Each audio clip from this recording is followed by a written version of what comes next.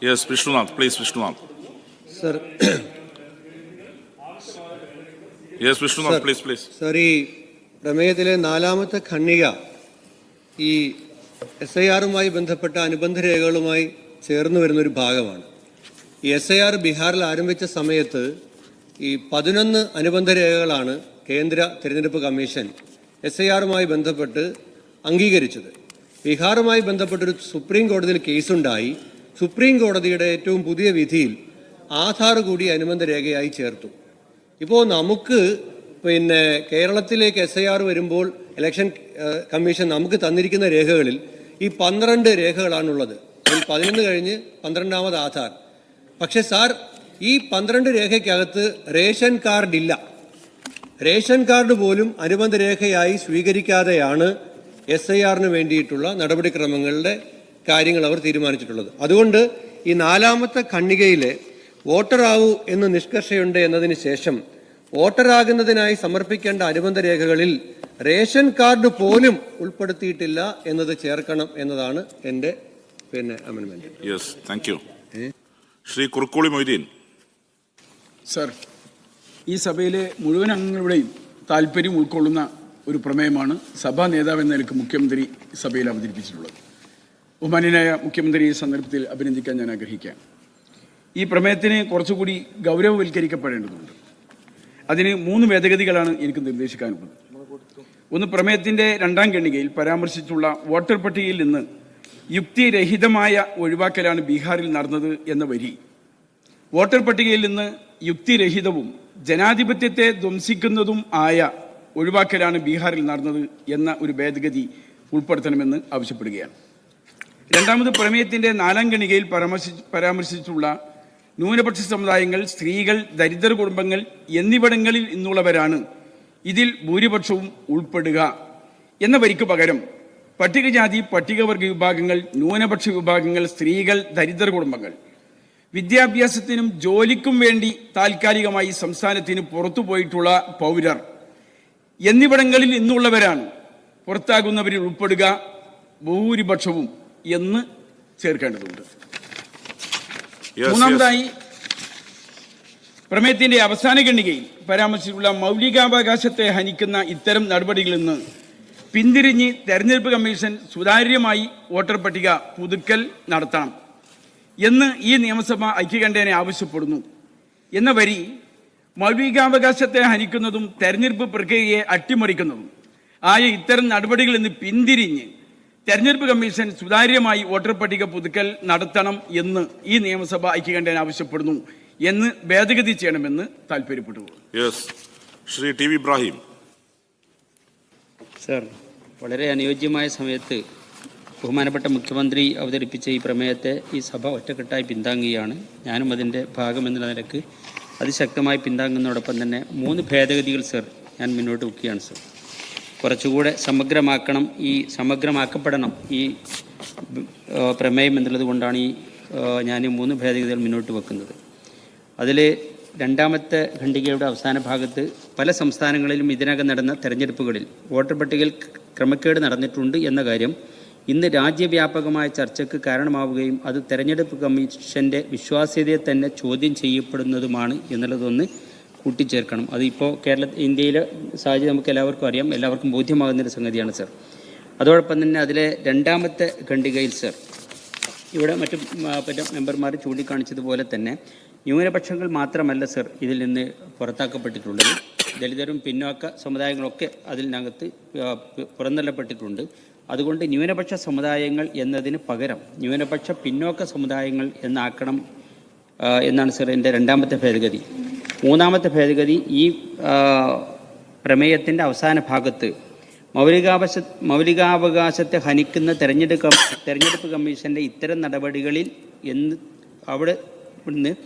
അവിടെ നിന്ന് ഈ നിയമസഭ ഉത്കണ്ഠ രേഖപ്പെടുത്തുകയും ആവശ്യമായ സമയമെടുത്ത് പക്ഷപാതരഹിതവും സുതാര്യവുമായ വോട്ടർ പട്ടിക പുതുക്കൽ നടത്തണമെന്നും ഈ നിയമസഭ ഏകകണ്ഠമായി ആവശ്യപ്പെടുന്നു എന്നുള്ള 3ാമത്തെ ഭേദഗതിയുമാണ് സാർ ഞാൻ മുന്നോട്ട് വെക്കുന്നത്. ഇത് അംഗീകരിക്കണം എന്ന് അഭ്യർത്ഥിക്കുന്നു.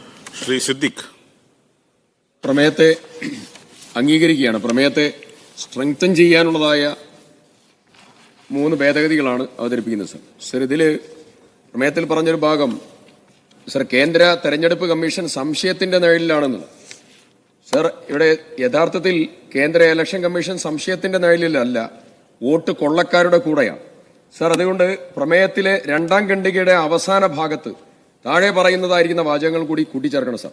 നിഷ്പക്ഷവും, അതാണ് രാഹുൽ ഗാന്ധി പറഞ്ഞ പ്രധാനപ്പെട്ട കാര്യം, നിഷ്പക്ഷവും നീതിപൂർവവുമായ തെരഞ്ഞെടുപ്പ് നടത്തുക എന്ന പരമപ്രധാന ഭരണഘടനാ ധർമ്മം നിർവഹിക്കലാണ് തെരഞ്ഞെടുപ്പ് കമ്മീഷന്റെ ഉത്തരവാദിത്തം. എന്നാൽ യഥാർത്ഥ വോട്ടർമാരെ ഒഴിവാക്കിയും വ്യാജ വോട്ടുകൾ കൂട്ടിച്ചേർത്തും ചോദ്യങ്ങൾക്ക് മറുപടി പറയാതെയും വോട്ട് കൊള്ള നടത്തി ജനാധിപത്യത്തിന്റെ ജീവവായുവായ തെരഞ്ഞെടുപ്പിന്റെ സത്യസന്ധത തന്നെ ചോദ്യം ചെയ്യപ്പെട്ടത് നിലവിലെ തെരഞ്ഞെടുപ്പ് കമ്മീഷന്റെ കാലത്താണെന്നത് ഏറെ ഗൗരവതരമാണ്. ഈ വാചകം കൂട്ടിച്ചേർക്കണമെന്ന് പറയുന്നു.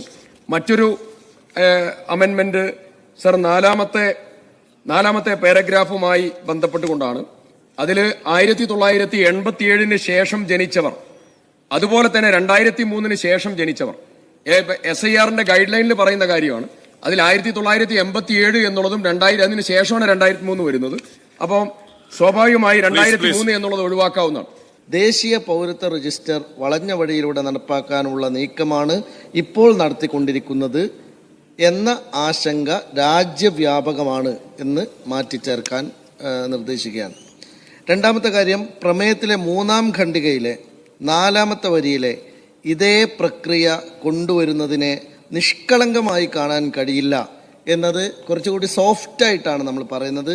അതിനു പകരം ഇതേ പ്രക്രിയ കൊണ്ടുവരുന്നതിനെ ഗൗരവമായി നോക്കിക്കാണുന്നത് എന്ന് ചേർക്കുന്നത് നന്നായിരിക്കും. 3, പ്രമേയത്തിലെ 3-ാം ഖണ്ഡികയിലെ കേരളത്തിൽ തദ്ദേശ സ്ഥാപനങ്ങളിലേക്കുള്ള തെരഞ്ഞെടുപ്പ് അടുത്തു തന്നെ നടക്കാനിരിക്കുകയാണ് എന്നതിന് പകരം കേരളം ഉൾപ്പെടെയുള്ള വിവിധ സംസ്ഥാനങ്ങളിൽ തദ്ദേശ സ്ഥാപനങ്ങളിലേക്കുള്ള എന്ന് ചേർക്കുന്നത് നന്നാവും.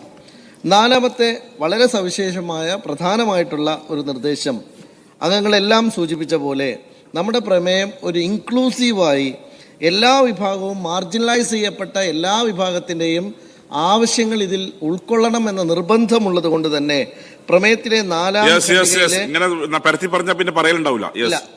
ഖണ്ഡികയിലെ ന്യൂനപക്ഷ സമുദായങ്ങൾ എന്നതിനോടൊപ്പം ദളിത് സമൂഹങ്ങൾ എന്നുകൂടി ചേർക്കേണ്ടതാണ്.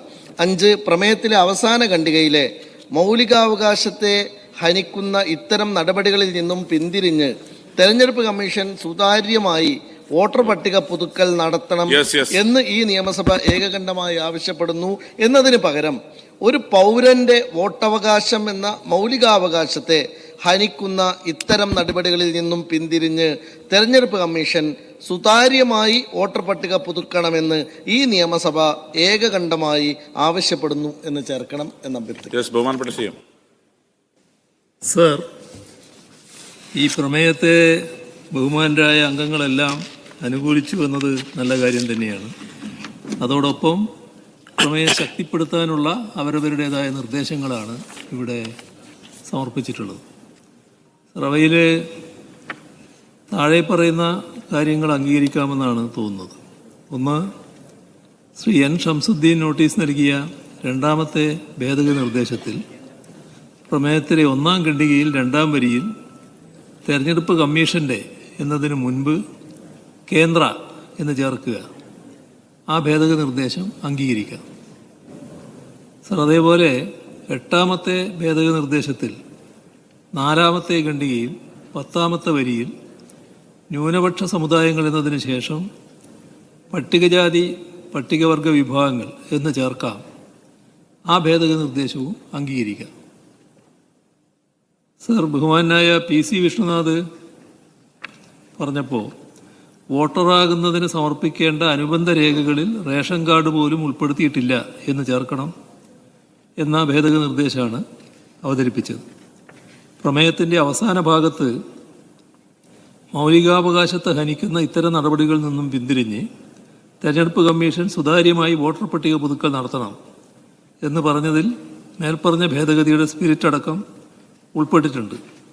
അതുകൊണ്ട് പ്രത്യേകം പറയേണ്ട ആവശ്യകതയില്ല. മറ്റ് ഭേദഗതി നിർദ്ദേശങ്ങൾ പ്രമേയത്തിൻ്റെ അന്തസത്തയിൽ ഉൾക്കൊണ്ടിട്ടുള്ളതാണ്. അതുകൊണ്ട് ഇത് ഈ നേരത്തെ നിർദ്ദേശ ഭേദഗതിയോടുകൂടി അംഗീകരിക്കണമെന്നാണ് അഭ്യർത്ഥിക്കാനുള്ളത്. ബഹുമാനപ്പെട്ട അംഗങ്ങൾ അവതരിപ്പിച്ച ഭേദഗതി പ്രസ് ചെയ്യുന്നുണ്ടോ? യെസ്. ഭേദഗതികൾ അനുകൂലിക്കുന്ന ബഹുമാനപ്പെട്ട മുഖ്യമന്ത്രി സ്വീകരിച്ച മറ്റ് ഭേദഗതികളെല്ലാം സഭ തള്ളിയിരിക്കുന്നു. ബഹുമാനപ്പെട്ട മുഖ്യമന്ത്രി അവതരിപ്പിച്ച പ്രമേയം പാസാക്കാമെന്ന പ്രശ്നത്തെ അനുകൂലിക്കുന്നവർ, പ്രതികൂലിക്കുന്നവർ പ്രമേയം സഭ ഐക്യകണ്ഠേന പാസാക്കിയിരിക്കുന്നു.